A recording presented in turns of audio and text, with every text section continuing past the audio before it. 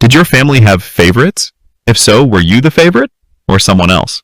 At my dad's retirement party, right between the barbecue ribs and the sheet cake with a frosting version of his company's logo, he raised his glass and said, loud and proud, to my son, the one who didn't waste my money. Everyone laughed like it was the punchline to a long-running family joke. Except me. I didn't laugh. I didn't smile. I didn't say a word. I just got up, walked across the lawn in front of 40 or so people, old coworkers, distant cousins, golf buddies I hadn't seen since I was a teenager, and slid a thick manila folder onto my dad's plate, right beside the half-eaten potato salad.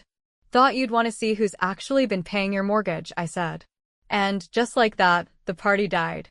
Now, here's the thing people don't understand about quiet daughters. Just because we don't make noise doesn't mean we don't keep receipts, literal ones, and the kind you store in the back of your throat until the day someone hands you the microphone you never asked for. My name's Emily, and I'm the eldest child of Frank Carter, a man who built houses for other people but never really learned how to build a home within his own. For most of my life, I've been the responsible one, the one who didn't get into trouble, didn't crash any cars, didn't flunk out of college, didn't call at 3 in the morning asking for bail money. But if you asked my dad, I was always just the other one. Matt, my younger brother by 3 years, was the golden child. Frank took him on job sites starting when he was barely out of middle school, bought him his first truck at 17, and when Matt got arrested for drag racing on the highway one summer night, Dad called the cops overzealous and said the system was trying to crush young ambition. When I got into architecture school on a full scholarship, Dad just grunted and asked who was going to carry on the family business if I kept drawing houses instead of building them. There was no dramatic falling out, no one-night explosion that scorched the bridge between us. Just a slow, steady erosion.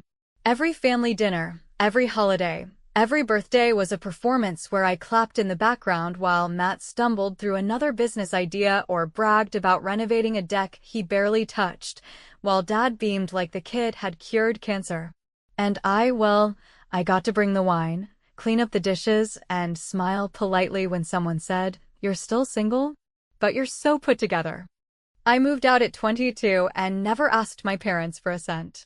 I built my career from the ground up, started my own design firm by 30, and bought a condo with floor-to-ceiling windows and a kitchen no one had ever yelled in. I didn't resent them, not at first anyway. I figured I was the lucky one. I had freedom, space, and peace. But peace has a way of cracking when you hear the same old jokes every Thanksgiving.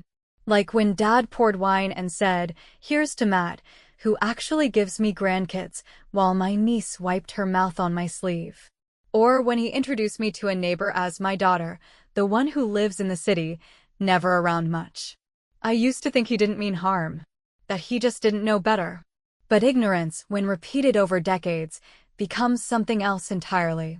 It becomes choice. 2 years before that party, I got a letter that wasn't meant for me. It was addressed to Frank Carter, but my name was listed as a secondary contact. Some paperwork from years ago, maybe a co-signature I'd forgotten or a document he forged, I'll never know. What I do know is that the letter was stamped in red, said "Final Notice," and made it very clear that my childhood home was weeks away from foreclosure. I called the bank, played dumb, and asked what the options were. They told me there was a way to restructure the payments if someone could cover the backlog. My dad never said a word. Never mentioned that he was behind. Never brought it up at Christmas or called me in a panic. But somehow, in the middle of singing Matt's praises, he'd been drowning under the weight of his own pride.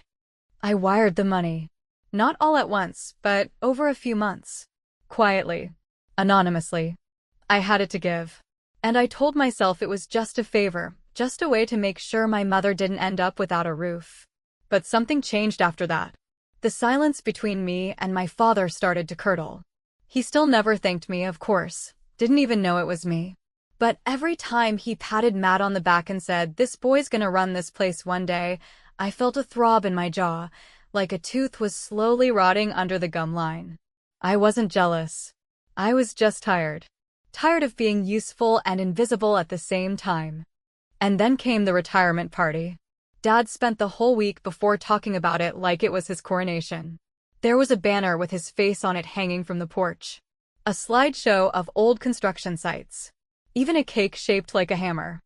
Matt made a speech, some rambling story about crawling through insulation as a kid, and everyone roared with laughter. When I got up to say a few words, someone actually said, "Oh, Emily speaks?" I don't even remember what I said. Probably something safe. Something brief. I wasn't planning anything. Not then. Not yet.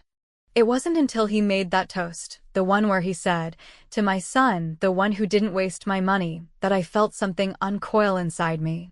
I looked at him, his face red from wine and ego, and realized I could either stay silent for another 20 years or finally say something that mattered. So I walked to the table, pulled the folder from my purse, and placed it next to his knife and fork. The look on his face when he opened it, when he saw the payment records, the foreclosure warning, the wire transfers from my business account, that look will stay with me longer than any birthday card or Father's Day phone call. For the first time in my life, he was speechless. And for the first time, I wasn't. But the moment that really stuck with me, burned itself into the back of my eyelids, was what he said next, in a voice barely loud enough for me to hear. "You had no right." Not, "Thank you." Not, "Why didn't you tell me?" Not even, "I'm sorry." Just that. "You had no right." And that's when I knew. This wasn't about the money. It never had been. This was about power. Control. The story he wanted to keep telling. And I, his quiet, dependable daughter, had just taken a hammer to it. But I wasn't done yet. Not even close. There's a kind of silence that doesn't fill a room but wraps around it like plastic, tight, invisible, suffocating, and that's exactly the kind of silence that followed my father's toast after I dropped the folder onto his plate.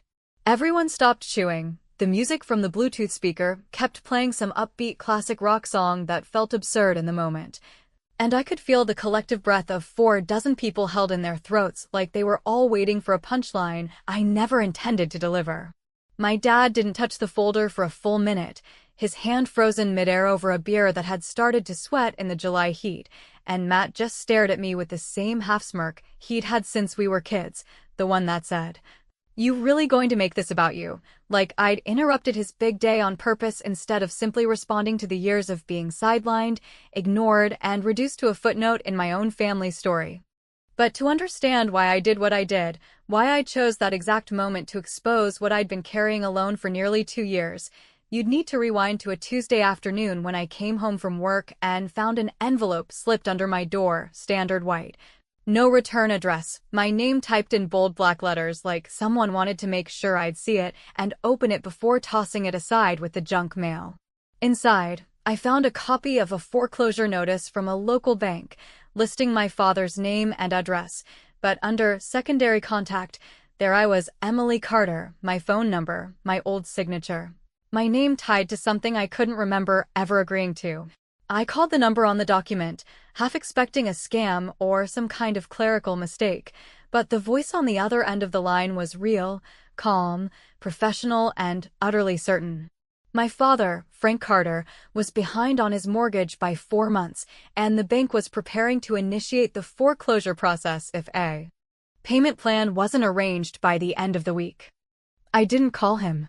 I didn't ask him why he hadn't told anyone or why he kept showing up to family dinners acting like everything was fine, wearing polo shirts with his company's name stitched across the chest as if he were still running the show.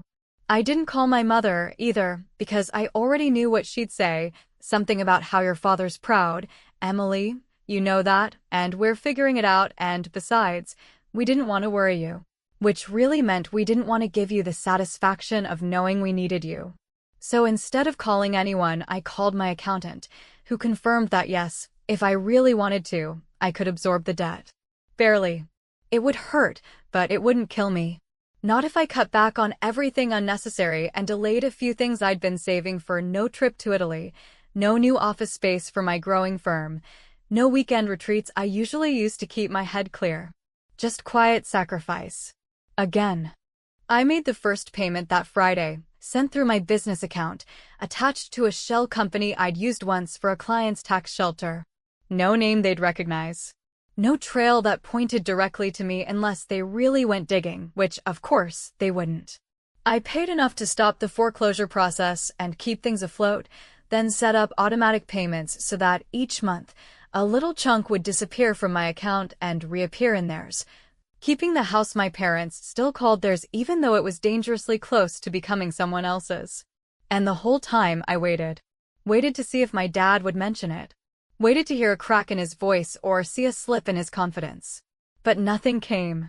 Just more cookouts, more offhand comments about how proud he was of Matt, how well things were going, how after retirement, he'd finally have time to travel or maybe teach the trade to the next generation, by which, of course, he meant Matt's son, a 9-year-old, who still refused to eat anything green.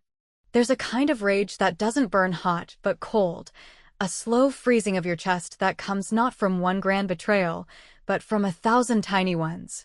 And every time I saw that man sit at the head of a table he nearly lost, every time he looked around at the family he still thought he was holding together, the ice crept a little deeper into my lungs. I told myself I didn't need credit. I didn't need recognition. That it was enough just to know they were okay, even if they never knew why. But that kind of thinking only lasts so long before it starts to rot. And by the time the bank called again, 2 months before the party, it had started to stink. They told me the final balloon payment was coming due, something hidden in the fine print of a refinancing my dad had done years earlier to keep the lights on in his company after a failed expansion. They needed a lump sum, something close to what I'd make in 6 months, and it was due in 30 days. I didn't even blink. I wired it the same afternoon, then requested every document they had, every record, every transfer, every receipt.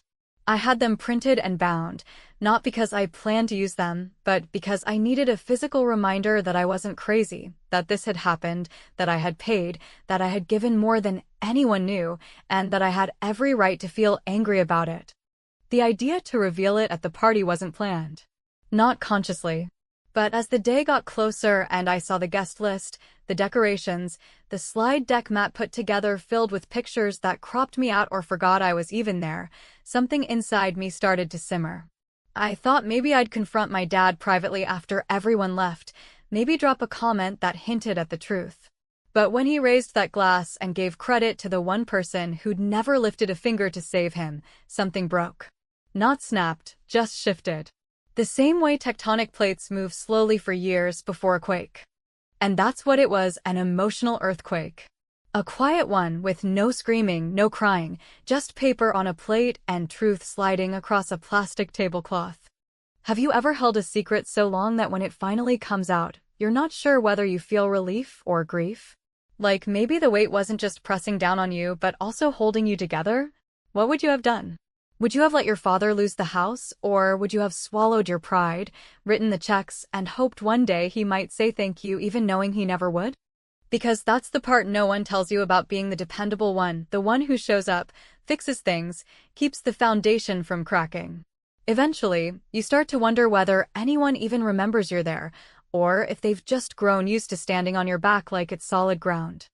The day of the retirement party arrived with the kind of suffocating heat that makes every small-town July feel like a test of endurance. The sky a relentless white-blue dome pressing down on sagging patio umbrellas, sticky folding chairs. And the unspoken tension that builds when decades of quiet resentment and selective memory are expected to sit politely side by side under paper lanterns and fake smiles. My father, Frank Carter, stood at the center of it all like a king taking his last walk through the village square, broad-shouldered, sun-reddened from a life spent outdoors, wearing that smug, satisfied grin that only comes when a man is so convinced of his legacy that he's no longer interested in examining its cracks.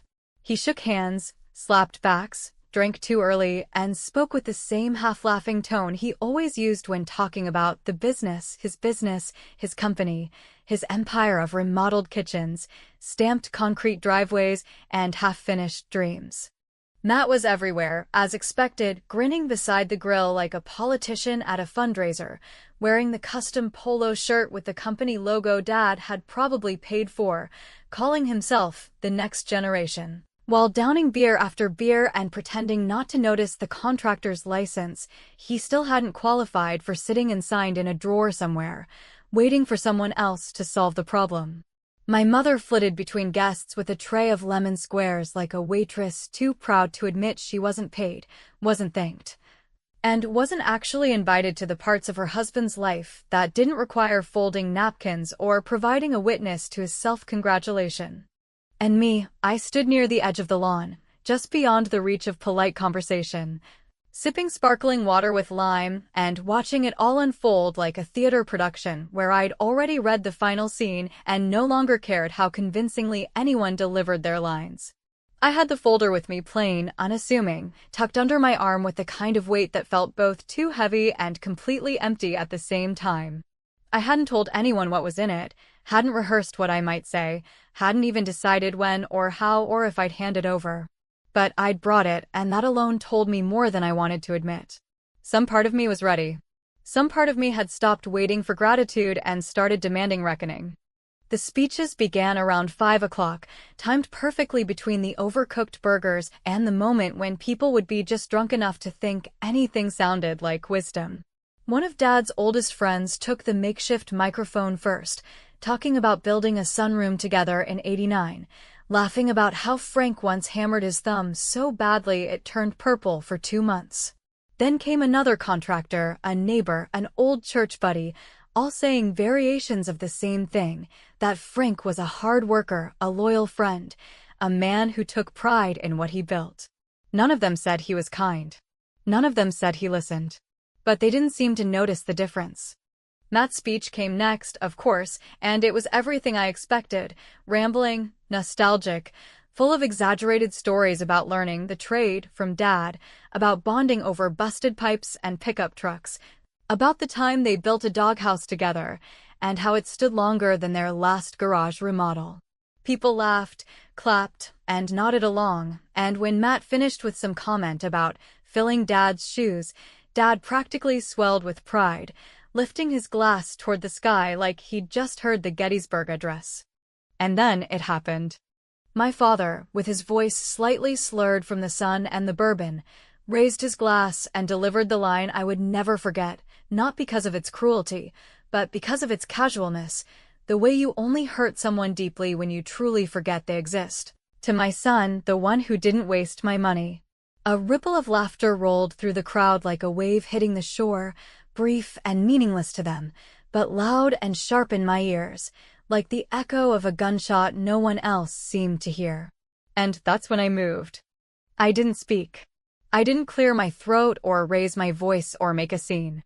I simply walked across the lawn, the folder still warm against my arm, and placed it gently on my father's plate, the manila edges brushing against a piece of grilled chicken and a half-melted scoop of coleslaw. I looked him in the eye, and in the calmest voice I've ever used, I said, "Thought you'd want to see who's actually been paying your mortgage." And then I turned, walked back to my chair, and sat down as if nothing had happened. For a moment, the entire party froze. Conversation stalled. Forks paused midair. Even the Bluetooth speaker gave a faint electronic cough, like it too was trying to understand what had just occurred. My dad stared at the folder like it had crawled out of the soil on its own. His hand trembled slightly as he opened it, first slowly, then with the frantic urgency of a man realizing too late that he might be the punchline, not the legend. He flipped through page after page, bank statements, transaction logs, wire confirmations, every proof I had that for nearly 24 months, it had been my money, my hard-earned, quietly sacrificed, never thanked money, that kept the roof over his head. He didn't say a word. His face turned a strange shade between pale and sunburnt, the kind of color that makes people whisper, "Is he okay?" and wonder whether to call for water or pretend nothing is wrong. He looked up at me once, just once, with something between disbelief and betrayal in his eyes, and for the first time in my life, I saw him not as my father, not as the man I'd tried so hard to please, but as someone who had spent his entire life writing a story where I didn't belong, and now that story had been forcibly edited. I waited for him to speak, to shout, to defend himself, to lie, even. But all he said, voice low and hoarse and thick with something I couldn't name, was, "You had no right." And it was that sentence, more than anything else that day, that hollowed me out. Because even then, faced with evidence of his own erasure of me, he still believed the sin was not in his silence, not in his favoritism, not in the years of denying me credit, but in my decision to force him to see the truth. The party didn't end immediately. People milled about, pretending not to notice the elephant-sized folder in the middle of the buffet table. A few tried to make small talk, a couple offered me awkward smiles, one of Matt's friends asked if it was a joke or something. But the mood had shifted irreversibly, like someone had opened a door to a room no one wanted to acknowledge existed, and now no one could quite find the handle to close it again. And as I sat there, watching my father sit in front of his cold plate and his open shame, I realized that what I'd done wasn't about revenge, it was about clarity. I hadn't come to ruin his celebration. I'd come to reclaim my own story. And in that moment, I understood that the real tragedy wasn't that he'd never seen me. It was that he never tried. And maybe, just maybe, he never wanted to. But I wasn't done yet. Because truth, when left alone, is only part of the equation. What comes next, the consequences, the choices, the confrontation, that's where the real reckoning begins. Later that night, after the paper lanterns had flickered out and the last folding chair had been dragged back into the garage, after the neighbors had wandered home half-drunk and whispering, after my mother gave up trying to make small talk and retreated to the kitchen to scrub dishes that were already clean, after Matt disappeared without saying goodbye, just like always, just like he'd disappeared from every responsibility that didn't come with applause, I found myself standing in the same living room where I'd unwrapped birthday presents on shag carpet, where I'd listened to my parents argue behind closed doors while pretending not to hear, where I'd sat silent during holidays as my achievements were skimmed over in favor of Matt's stories, which always got longer and more fictional the more drinks he had. The house smelled like barbecue and old furniture and the particular kind of tension that sticks to your skin when everyone pretends everything is fine, even after the facade has cracked straight through the center. My father was sitting in his recliner, staring at the muted television, the remote still gripped in his right hand like he'd forgotten how to put it down. He hadn't spoken to me since the moment I placed that folder in front of him, hadn't said a word during the awkward toasts that followed, hadn't looked me in the eye as people filed past offering mumbled congratulations and confused glances. I stood there in the doorway, watching him try to pretend that the world hadn't shifted under his feet, and I realized he was going to wait for me to speak first, like always. Like every time he'd been wrong and still expected me to make it easier for him to feel right. But this time, I didn't plan to smooth anything over. This time, I was going to speak and keep speaking until he heard me or chose, once again, to look the other way. "You know," I said, my voice too even for how much I was shaking inside, "I didn't do it to embarrass you." He didn't turn his head, didn't even blink, just said, low and flat, "Sure looked like it." And there it was, the line I'd expected but still hated to hear, the accusation masquerading as hurt, the idea that humiliation was a greater crime than decades of quiet erasure. I stepped farther into the room, dropped my bag on the old coffee table with the water-stained rings from 1,000 forgotten cups, and folded my arms, not out of defensiveness, but to stop my hands from trembling. "You are going to lose the house," I said, not as a threat, not as a weapon, just as a fact I was no longer willing to keep buried. "You were 4 months behind." The foreclosure notice came to me by accident. Do you even remember that I co-signed a line of credit for you in 2012? Probably not. I barely remembered it either. But it's the only reason the bank contacted me. That house, this house, would have been gone if I hadn't stepped in. I didn't ask you to thank me. I didn't ask for applause. But when you stood out there today and gave credit to Matt, again, like always, like nothing ever changes, I just couldn't keep pretending anymore. That got his attention. He turned then, slow and heavy, like even movement had become a chore, and looked at me with an expression I couldn't quite decipher. Not anger, not shame, not sorrow, but something more hollow. Like a man who'd just realized the map he'd been following for 40 years was upside down the whole time. He opened his mouth, closed it again, then finally said, "You went behind my back." And I laughed, sharp, humorless, exhausted, because only my father could take the act of being saved and twist it into a betrayal. Behind your back? Are you serious? You mean like how you lied to everyone about how well the company was doing? Like how you let Matt live here rent-free while you defaulted on your mortgage? Like how you never once thought to tell your own daughter that you were drowning while you pretended you were still king of the castle? If I'd gone through the front door, you'd have slammed it in my face. Don't talk to me about going behind your back. He shifted in his chair, his jaw tightening like it always did before he started one of his sermons about respect or loyalty or hard work, and for a moment, I braced myself for the usual monologue. How I didn't understand what it meant to carry a family, how I'd always been cold, ungrateful, too independent for my own good. But instead, what he said was quieter, more dangerous.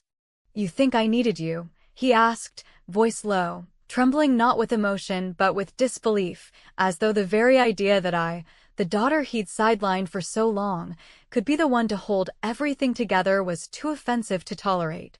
"You think I couldn't have figured it out?" And something in me snapped, not a dramatic break, not yelling or crying, just a clean internal fracture where hope used to live. "You didn't, Dad," I said. "You didn't figure it out. You let the bills pile up. You let the debt swallow you. And all while Matt was talking about taking over the business you don't even own anymore. You were too proud to ask for help, but not too proud to keep living in a house someone else paid for. And the worst part? You still think it's yours." Silence again. This time heavier. I looked around the room, the framed pictures of Matt and his kids, the awards from Dad's company, the wedding photo of my parents in a chipped silver frame, and I didn't see family. I saw a museum built by a man who'd carefully erased every exhibit that didn't match the story he wanted to tell. And maybe I had been foolish to think I could change that with a folder and a few hard truths. Maybe the real betrayal was mine, for believing that love would be returned if I just worked hard enough, stayed quiet long enough, gave more than was ever asked of me. "I signed the medical bills last year too," I said, suddenly tired, suddenly done with hoping he'd remember. "The hospital stay, the outpatient tests, the prescription refills. You told everyone Medicare covered it. But the truth is it didn't. I did. Just like I've done everything else. So no, I didn't save you to embarrass you. I saved you because I'm your daughter. And for some reason, I thought that meant something." He said nothing. Not a word. And in that nothing, I understood everything. There are moments in life when silence says more than any argument ever could, when a refusal to apologize becomes louder than a scream. In that silence, I saw who my father was, not the man I'd spent years trying to impress, but the man who would never bend, even in the face of his own collapse. And as I turned to leave, walking past the photographs and the ghosts of a childhood spent tiptoeing around his disappointment, I realized I wasn't angry anymore. Not in the way I used to be. I was done chasing something that didn't exist. He would never say thank you. He would never say sorry. But I didn't need those things to know the truth. I had saved him. And he hated me for it. The morning after the party, the house was quieter than I'd ever known it to be, not in the way that accompanies peace or rest, but with the kind of emptiness that settles in once everything has already been said. Once truths that should have been spoken years ago finally break loose and leave nothing but raw edges behind. My mother didn't look at me when I came downstairs, her hands trembling slightly as she poured coffee into a chipped mug with a floral rim I remembered from childhood breakfasts, and though she didn't ask me to leave, I could feel the weight of her silence. The disappointment in it, but also something else, maybe understanding, maybe shame, maybe just exhaustion from being the bridge between two people who had never spoken the same language, never reached each other even when they pretended to. I didn't stay long. I packed my bag without fanfare, ignored the photos on the hallway walls, the ones where I'd been cropped out or stood just out of frame, and I walked past the living room without glancing at the recliner, where I knew my father sat most mornings like a general reviewing the battlefield, convinced he was still in command even as the ground beneath him crumbled. He didn't call out, didn't rise to stop me, didn't offer one final word to tie a bow around what had unraveled. I left the house I had saved without fanfare, the gravel crunching beneath my feet as I stepped off the porch, and I told myself that would be the end of it, not because I had closure, not because he deserved silence, but because I finally understood that some people build their lives on foundations of denial so thick that no truth, no matter how carefully presented, can ever sink in deep enough to change them. Weeks passed, and life returned to its usual rhythm, at least on the surface. I threw myself back into work with the kind of focus that only comes from needing to forget something you still carry with you every night into sleep. I met with clients, reviewed blueprints, answered emails, and tried to push the image of my father's face, red, trembling, stunned, out of my mind. But something had changed, not just between us, but inside me, a shift I couldn't undo, a quiet rewiring of who I was and what I was willing to accept. I stopped answering calls from my mother when they came too frequently, stopped pretending I was the dependable one without cost, and began to imagine a life where I wasn't just the person who held everything together behind the scenes, but someone who demanded to be seen, to be counted, to be acknowledged, not in some loud, performative way, but in the quiet honesty of equal recognition. Then, one Thursday morning, nearly 2 months after the retirement party that had turned our family's narrative inside out, I received a certified letter in the mail, no return address, just my name in a tight, angular script I recognized immediately. I opened it without ceremony, already bracing for more silence, more blame, more stubborn pride dressed up as tough love, but what I found instead was a legal packet, neatly compiled, detailing the official transfer of the house's deed, not to Matt, not to my mother, not even to a trust in my father's name, but directly to me. No terms. No caveats. Just a note, one sentence long, scrawled in that same unmistakable hand. Do whatever you want with it. I stared at that line for a long time, not because I didn't understand what it meant, but because I did, perfectly. It wasn't an apology. It wasn't gratitude. It wasn't even acknowledgement. It was surrender. A relinquishing of the one thing he'd held onto with the last threads of his authority. And maybe that was the closest he could come to admitting he was wrong, not through words, not through a conversation we never truly learned how to have, but through a quiet transaction that, in its own way, said, I see it now. I see you. I didn't respond. I didn't call. I didn't send a card. I simply took the papers, reviewed them with my lawyer, and filed them away in a drawer I rarely opened, because whatever gesture that had been, it came too late to be healing and too quiet to erase what had already been written in the walls of that house. In the years of being overlooked, in the conversations where I was present but never invited to speak. I had the house now, on paper at least, but I couldn't bring myself to step back inside, not yet, maybe not ever. It wasn't a home. It was a monument to a family that had never learned how to be one. Instead, I did something he wouldn't have expected, something that might have seemed petty if you looked at it from the outside, but was, to me, the final act of reclaiming something that had been taken from me over and over again in 1,000 small ways. I shredded the deed. One piece at a time. I didn't do it in anger or spite. I did it in silence, the way I'd done most things in that family, not for revenge, but for release. Because the house was never the point. The money wasn't the point. What I wanted, what I'd always wanted, was for him to say I mattered, that I was enough, not in spite of being different from Matt, but because of it. And when that never came, when it became clear that it never would, I realized I didn't need a house to prove my worth. I didn't need 4 walls and a deed with my name on it to justify my place in a family that had never truly made space for me. Sometimes, closure isn't a door swinging shut. Sometimes, it's walking away from a door that was never open to begin with and choosing to build your own, frame by frame, without waiting for someone else to hand you the blueprint. That's what I did. I walked away, not from the house, but from the story I'd been trying to rewrite for too long. I let go of the hope that he would change. I stopped expecting the kind of love that looked like validation and began, slowly, carefully, building something that didn't rely on anyone else's approval to stand. And in the end, maybe that's what family really is, not the people who share your name or your blood or your history, but the ones who see you fully, who meet you in the quiet, who say, Not just with words, but with actions. I see you. I know you. I choose you. He never said those things. But I say them to myself now. And maybe that's enough. Maybe finally that's enough.